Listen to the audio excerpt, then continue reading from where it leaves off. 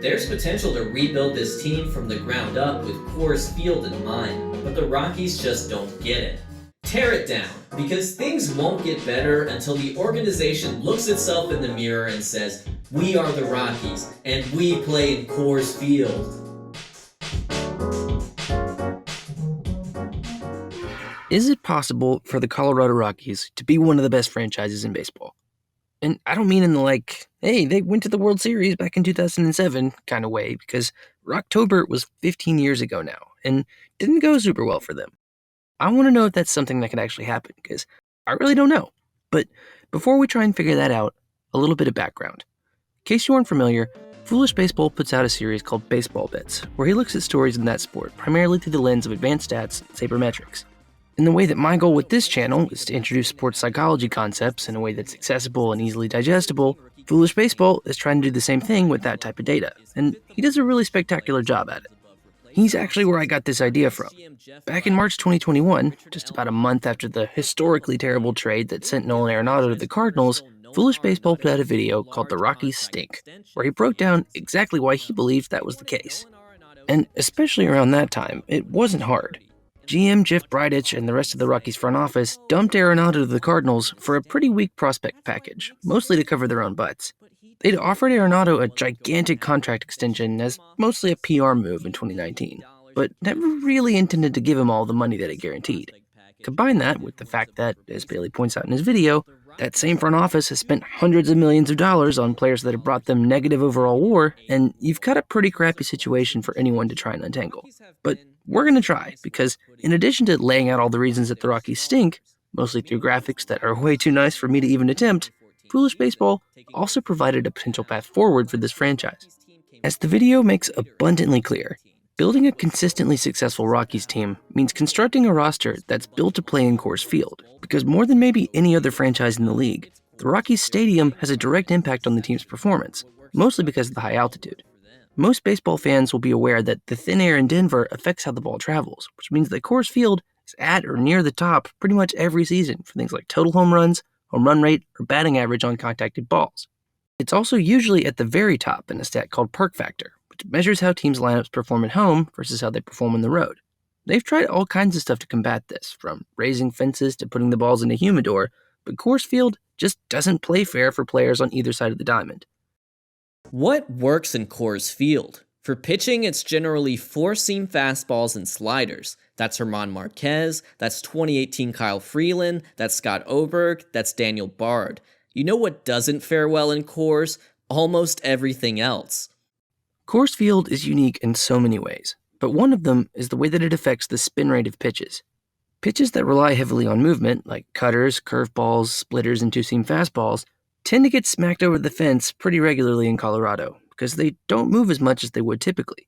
And if we're trying to build a team that consistently gets to the playoffs, we don't want that. In our effort to build the ultimate Colorado Rockies team, we're going to need some organizing principles to choose the right players. And the first one of those for our team, and arguably the most important one, because this is the hard part in Coors Field, is to target pitchers who throw primarily four-seam fastballs and sliders as their two main pitches, because those are the least likely to get smashed into smithereens. Fangraphs and Baseball Savant track all that kind of data, so we'll be using their numbers to try and identify the correct pitchers to lead our Rockies team to glory. The second organizing principle of our Rockies rebuild is trying to figure out how to track down all the fly balls that will inevitably be getting hit very hard in our enormous ballpark, because in addition to the whole pitching thing, that's been a huge problem for the Rockies in the past. And what happens when those balls get hit? Because of the thin air and massive size of the stadium, a batted ball is far more dangerous in Coors than any other venue in the league.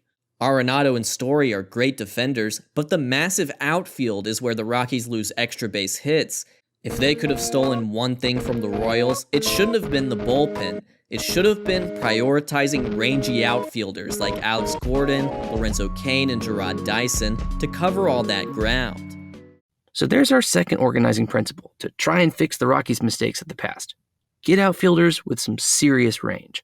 Like, I'm not exaggerating when I say that if there's a single fly ball hit within the confines of the park, I want one of our outfielders to be able to grab it. So, sorry, Charlie Blackmon, but you're 36, and even though they've moved you to right field since that video came out, you're not a rangy boy. I want rangy boys only in this outfield, and I won't settle for anything less. The last organizing principle here is one of my own design, and that's that we need to have some dudes on this team who can freaking rake. Coors Field is notorious for being offense-friendly, so let's just lean on into that. The Rockies have made the playoffs 5 times in their 30-year history, and each one of those successful teams has featured a lineup full of dudes who can put some balls in some parking lots. Sorry to any Aaron Cook or Jorge De La Rosa fans out there, but the legacy of the Colorado Rockies as a Major League Baseball franchise is a bunch of guys who can absolutely mash, because that's what the ballpark is built for, and I intend to honor that. So with all of that in mind, let's review our team building strategy. We're looking for guys who are good fits for Coors Field, which means pitchers that throw predominantly fastballs and sliders to combat the spin rate issue, rangy outfielders who can run down pretty much anything that gets hit short of the fence, because they're going to need to, and at least a couple of guys who can swat a bunch of dingers. Through the information provided by Foolish Baseball, we've been given a step-by-step guide for how to build the ultimate Colorado Rockies team. And if we stick to the plan, I think we can do it. I think they have a ton of potential as a franchise, were they ever able to harness it. But that's where we come in. Okay, before we get too deep into this, we've got to establish some ground rules. I'll be using MLB The Show 22 to perform this experiment, which I know is probably not the most true to life for this kind of thing, but we do have some measures in place to try and fix that. The trade logic in games like this can be kind of screwy. Like, you can get somebody's best player for an aging relief pitcher sometimes if you're patient enough, but to combat that, we're measuring any and all trades we make in the first year against information from baseballtradevalues.com, which does exactly what it sounds like it might do. Even if we can get a deal we want in the show, we're going to match it up against the trade value calculator just to make sure it's fair, at least for the first year.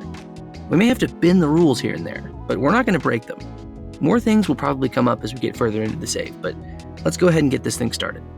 The first thing you notice about this Rockies roster is that it's not great.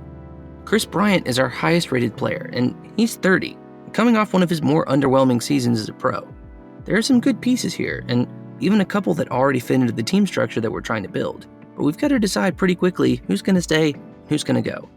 But first things first, we've got to upgrade our scouting department, because despite losing their 2 best players inside of a year, the Rockies farm system was ranked 24th in the majors before this season. And that's less than ideal, because even though the Rockies certainly aren't the poorest MLB team, they're currently ranking right about league average around teams like the Rangers and the Cubs, we're not going to be able to fix this thing just by throwing money at it. We are going to throw money at some better scouts, though, because we've got to fill out this roster without trying to outspend the teams around us. Realistically, we've probably got room in the budget for 2, maybe 3 big-ish contracts, one of which has already been taken up by Kris Bryant. So thanks for that, previous administration. Kris Bryant is good, but we probably wouldn't have thrown $182 million at him to play left field in Coors? You know what? Actually, since we're stuck with this guy, let's go ahead and address that. Kris Bryant, the third baseman, turned left fielder, is now Kris Bryant, the first baseman. If Moneyball taught me anything, it's that playing first base is super easy and pretty much anyone can do it. Realistically, our long-term plan is to play him at DH, but for now, this is the least worst option. The next step in the process is figuring out which players we want to keep, which ones we want to get rid of, which ones we can use as trade bait. And this is the first thing we're going to do that's a little unrealistic, because while we don't expect this team to be good right away, and we'll probably be getting a pretty high draft pick next year, we're still going to be making a lot of deals very quickly. We really don't have the luxury of multiple seasons worth of tanking. Like, this is not about to be a 10-season franchise mode, so adjust your expectations accordingly. So we're going to be trying to build the team we have in mind from pretty much the word go. That means while we will be prioritizing younger players over older ones, in most cases, we're also not going to turn someone away just because he's over 30. But we are going to be doing our best to use the assets we have to get the assets we want, which starts with our first priority. It took a while to sort through the baseball savant data and find guys who fit that description who weren't, Clayton Kershaw or Justin Verlander or whatever, but we managed to find a few who might actually be gettable.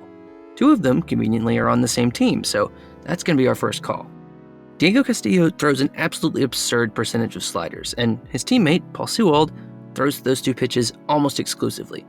So they fit our profile pretty perfectly, and they're pretty good, which is also a factor, of course, and they're pretty cheap, both in terms of what we'll have to pay them and what the Mariners want for them. Houston's Christian Javier is over 75% fastball slider, and he's only 25, so there's room for him to maybe grow into an even bigger role in the future. Britton Doyle is the Rockies' number 8 prospect, but he's 24, so we don't mind sending him the other direction at all. The Phillies basically throw Brad Hand and his 83% fastball slider rate at us for nothing, so before the season's even started, We've basically rebuilt our entire bullpen with all of our guidelines in mind, without having to give up any of our good players. With most of our pitchers now throwing fastballs and sliders almost exclusively, we've got to bring in a couple of rangy outfielders to play behind them. Our outfield targets are pretty wide-reaching because there are a lot of really good defenders out there, but there are a few that fit right into our profile. Cedric Mullins would be perfect because he's got great defensive metrics and he's a good hitter, but the Orioles would probably ask for a bunch of prospects in return, and like I mentioned before, we don't really have a ton of those. But Adolis Garcia isn't going to demand nearly the same level of outlay, even though he's an all-star who can contribute a lot both ways. Great defense? Check. Ability to swat dingers? Check. Trade complete. Time to move on to the next target, who is probably our number one guy. In my opinion, Miles Straw is the perfect Colorado Rocky. He's a top 5 outfielder by outs above average, he steals bases, and even though he isn't a spectacular hitter, he gets on base enough to make up for that. We take this opportunity to dump the big salary of now surplus to requirements CJ Cron and to get rid of Austin Gomber, who just throws way too many changeups and curveballs for our liking. Miles Straw is now a Colorado Rocky, and after 5 trades and 6 new players, it's probably time to chill out a little and see what this team can actually do. I'm not overly concerned with how this team does in year 1, so I just kind of let it run for a while. We do have the 10th overall pick in the upcoming draft, so we spend a pretty decent chunk of time scouting players, but apart from that, we're really just kind of trying to see what we have. By the time we reach the draft, though, some things start to become apparent. Chris Bryant has herniated a disc in his back, which is super annoying because his contract means we're kind of locked into him being a pretty huge part of our offense. Sam Hilliard, who we were banking on being our starting right fielder for at least this first season, is also out for a while. And without both of them, our offense is struggling. I definitely didn't think we were going to have to go this route in the draft, but we straight up might need a bat. Thankfully, one of our top targets is still available at 10. His name is Benito Palmero, and he's an absolute stud. Plus, he's got a fun little mustache, but this guy figures to be an absolute staple of our future lineup, and not even that far into the future. All that money we spent on scouting is definitely paying off, but the team we have right now still kind of sucks. About halfway through the season, we're still wallowing in mediocrity, which means that it's probably time to start using some of the better players we have left as trade bait. Like Charlie Blackmon, who at 36 is still hitting okay, but is not a good defender and limits our financial and positional flexibility pretty drastically. So we decide to try and trade him to a team that just needs a bat, like the Chicago White Sox, who are in the playoff hunt but are not scoring as many runs as they'd like. Not coincidentally, they also have our number 1 starting pitching target in their ranks, and now seems like a good time to try and nab him. We are going to have to cheat some to make it work, and by that I mean use players that may be represented differently in the game than they are in the value calculator. Take Ezequiel Tovar, for example. In real life, he's the Rockies' number 2 prospect, and is pretty good, but in the show, he's a bit of a scrub. The trade value calculator is going to like him a lot more than the game is, but that's fine. Like I said earlier, these are our rules, and we can choose to bend them, even if we won't break them. In what would be the biggest deal of our season in real life, we send Blackmon, Tovar, and second baseman Tim Lopez to the White Sox for Dylan Cease, who will immediately slot in as our second best pitcher behind German Marquez. It's a lot to give up, but Cease could develop into the kind of pitcher that, outside of Marquez, the Rockies haven't had in a while. With Cease now our 7th new addition of the season, it really is time to sit back and let this thing unfold.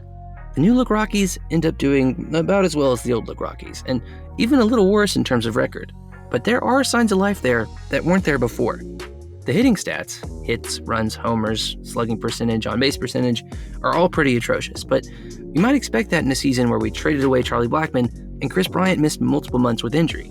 Ryan McMahon and Sam Hilliard lead our team with 21 home runs and 65 RBI respectively, which is really not good, especially in a ballpark like ours, but that just shows us where we need to improve the most. We've got some plans for that in free agency, but for now, we'll just have to try and stomach the fact that Miles Straw led our team in WAR with 3.4. But the bright spots are that while our team's hitting was pretty crap, the pitchers actually did super well, all things considered. As a staff, the team finished right in the middle of the rankings in ERA and runs allowed, and 3 of our starters, Marquez, Tonio Senzatella, and new boy Dylan Cease, all finished with ERAs under 4, which is a big deal for pitching half of your games in Coors Field. Our team defense also appears to have improved significantly, with our team finishing 6th in both errors committed and fielding percentage. 2 of our biggest potential areas of growth, pitching and defense, appear to be headed in exactly the right direction. The record isn't there yet, but there are signs that this team is getting better in exactly the ways we want it to. But what about the third area of improvement? Getting guys who can rake. Well, we'll get to that in a second, because we do have a plan for it. But first, a bit of housekeeping. We end up finishing last in the division, which would be embarrassing if we hadn't kind of been hoping for that, but the Dodgers, to absolutely no one's surprise, end up winning 103 games and winning the West. The Padres, on the back of a truly insane MVP season from Fernando Tatis Jr. that ended in him getting over 11 WAR, also make the playoffs, which is kind of fun. Jacob deGrom wins the Cy Young, and the kind of season that answers the question, hey, what if he got some run support? The AL East gets 3 teams into the playoffs. The 103-win Dodgers end up winning the World Series over the Blue Jays, and at the end of the season, almost our entire coaching staff quits. So there's that to look forward to, I guess.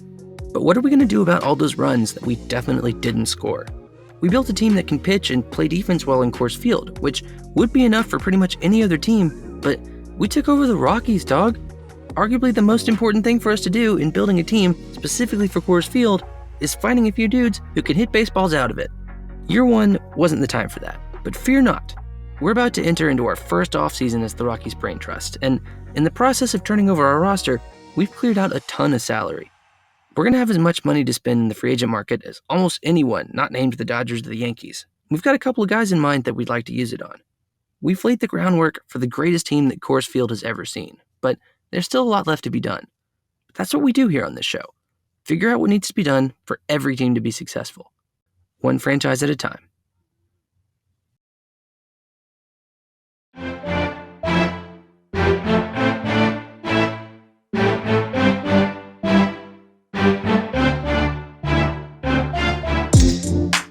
Hey everybody, we did something completely different this week, so let me know in the comments whether you liked it or not. We're still exploring what we're going to do with the rest of this series, so depending on what kind of reaction it gets, it could be moving to the Patreon, or to its own special category here on the main channel, or stay exactly where it is. I don't know. It's really up to you guys, so if you have an opinion about it, be sure to let me know. I'll put a link to the Foolish Baseball video I referenced earlier in the description, because, for one, it's super good, and it'll also help give some helpful context for the rest of this series. If you enjoyed this episode, be sure to give it a like, subscribe to the channel for more content like it. We'll have the second part of this series in about a month, but that's all we got for this week. See y'all next time.